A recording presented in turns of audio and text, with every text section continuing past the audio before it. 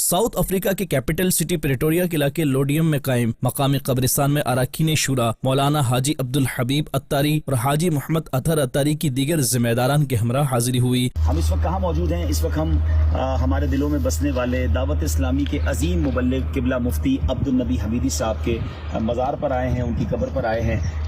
یہ وہ عظیم ہستی ہیں جنہوں نے خوب ساؤتھ افریقہ میں بلکہ دنیا بھر میں دین متین کی خدمت کی ہے، اور مفتی صاحب ہمارے ایک طرح سے فیملی ممبر کی طرح تھے۔ آج ساؤتھ افریقہ میں ہم ہیں مگر مفتی صاحب نہیں ہیں، ہم ان کو مس کر رہے ہیں۔ جیسے ہی ان کے وصال کی خبر ملی تھی تو ایسا فیل ہوا کہ کوئی فیملی ممبر ہے جو چلا گیا ہے، لیکن جب یہ گئے دنیا سے تو کس شان سے گئے کہ ترجمہ قرآن کنز الایمان انگلش میں ٹرانسلیٹ کر کے گئے، تفسیر قرآن مفتاح الاحسان پوری انگلش میں ہمیں عطا فرما کر گئے۔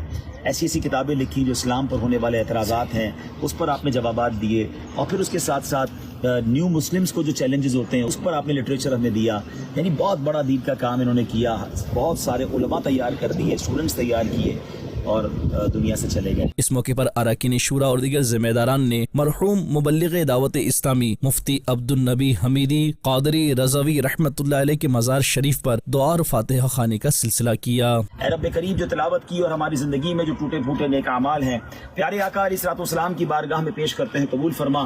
نبی پاک کے وسیلہ جلیلہ سے تمام انبیاء کرام، صحابہ کرام، تابعین، تبع تابعین، اولیاء کاملین، بالخصوص قبلہ مفتی عبدالنبی حمیدی صاحب رحمۃ اللہ تعالی کی روح کو پیش کرتے ہیں، قبول فرما۔ اس قبرستان میں جتنے مسلمان مدفون ہیں ان کی ارواح کو پیش کرتے ہیں، قبول فرما۔